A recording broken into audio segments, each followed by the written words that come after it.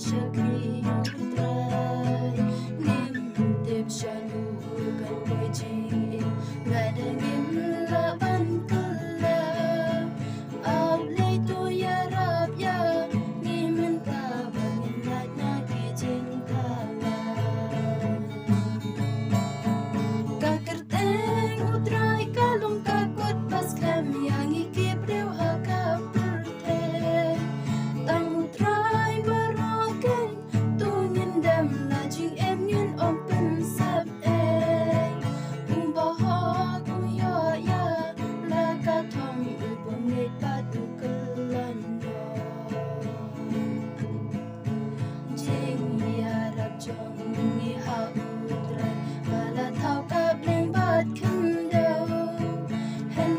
Nuốt trong nghi shak tiếng ya mi mi long ca ja kari cho